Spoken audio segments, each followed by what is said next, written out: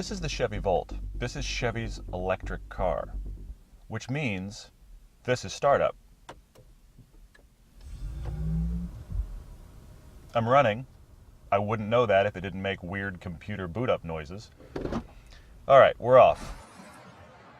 This car is pretty much software on wheels. So what happens when you need a reboot? Do you push the OnStart button and say, hey, could you reboot my car? You're paying for the technology. The one we've got is just over $44,000. And frankly, that's a bit too expensive. But of course, the government is here to help us all. It's $7,500 discount. Now, GM claims that you can get about 40 miles on a single charge. Well, that's going to depend on your driving style, the temperature outside, the conditions of the road. But if you have a commute between about 20 and 30 miles, this car might be perfect for you. And it starts to feel so normal that you forget how really unique and special it is. Charging is simple.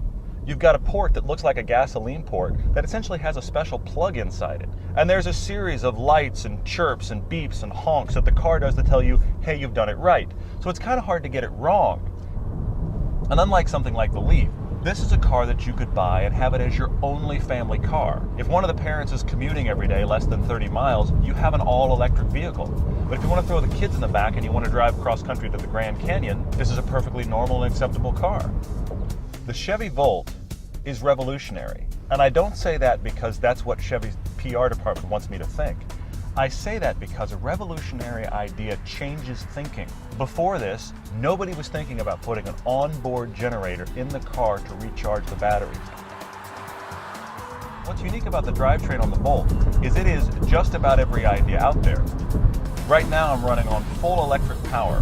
When the battery runs down to about 30%, the gasoline engine's going to kick on, and it's going to start recharging the battery and driving the electrics. So that makes it a series hybrid. The Prius is a parallel hybrid, where the gasoline motor and the electric motor drive the wheels. This car can do that too, so it's doing all of the above. What I like about the Volt is GM has really introduced a new styling theme, and it had to.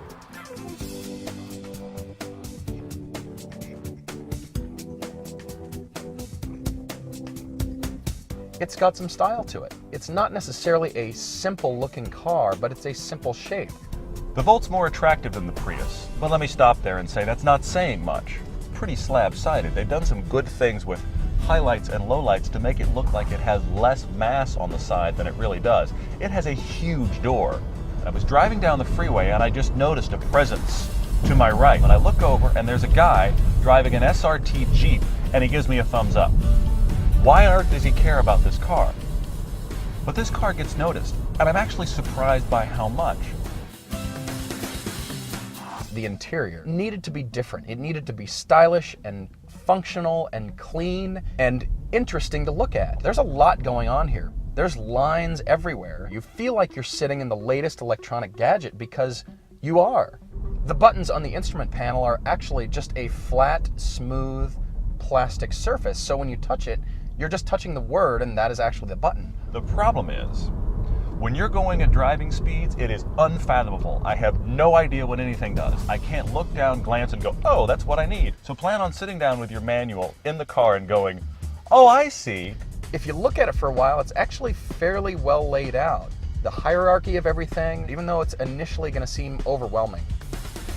But since we're talking about from the ground up, a brand new car, new technology, new platform, everything, you've got to offset that cost somewhere. And that comes into interior materials. It's not a $40,000 car interior. What I don't like are these painted inserts in the doors. It feels cheap and plasticky. The textures in here are really quite nice, and the seating position is good, except for these seats. These aren't terrible. Trust me, honestly, these are some of the better Chevy seats I've sat in, but that's still not a very good category. It's like being the least of the ugly girls. So if you're gonna build a brand new car, why can't you make the back seats fit a 6'3" person? But if you've got two kids that are under driving age in the back, that could work. Now I'm driving on full electric mode here. I've got about 25 miles, it says, remaining on my charge, and it's odd. All I'm hearing is the tires. You're rolling through the world honestly believing that the car has died. Listen, nothing. Dead silence. It's a cathedral in here. And it's actually a pretty nice ride, especially in town. Now, the handling is a bit odd. It almost feels like the bottom 6 inches of the car are filled with water. The whole car kind of sloshes in the corners, and you can feel that really low weight, and it's this huge T battery pack. Wow, you can really feel the body roll. And it's a very softly sprung car, so for commuting on the freeway too, it's got a good ride. Chevy's really found the right mix. The Volt has 3 driving modes, and one of them is Sport. Now, let's not kid ourselves. You're not going to take your Volt to your local track, but you notice a change. Drive mode, Sport, bury your foot. That's actually pretty impressive because electric motors have maximum torque at 0 RPM. Is it going to win any acceleration awards? No. In any normal city driving situation, you'll find this to have more than enough power, perfectly acceptable handling. The only question I have is the brakes. They feel hard to modulate. And even if you're parallel parking, you can't quite feel where the brakes are going to engage. I despise these brakes. I'm sure you'll get used to it, but they're brakes. Why are you getting used to it? As a usable car, I think the Volt kicks the Prius right in the teeth. And if I were commuting somewhere, I've got about, a 20 mile, even 40 or 50 mile commute, I think I'd buy this car. This is just about commuting, saving money on gas, and that is directly affecting your wallet. There's nothing about the Volt that keeps me from recommending it. It's not perfect, it's not flawless, but if anybody said to me, I'm considering a Volt or any of its competitors, I would recommend the Volt to that person.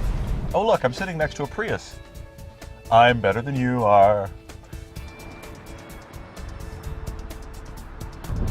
So it's not the handling genius, it's not an acceleration monster, this is a commuter mobile. It's just a nice, quiet sanctuary. If you've even thought about a Volt or getting something that is just a commuter car that can be versatile, you should look at this car. In fact, I bet it will surprise you.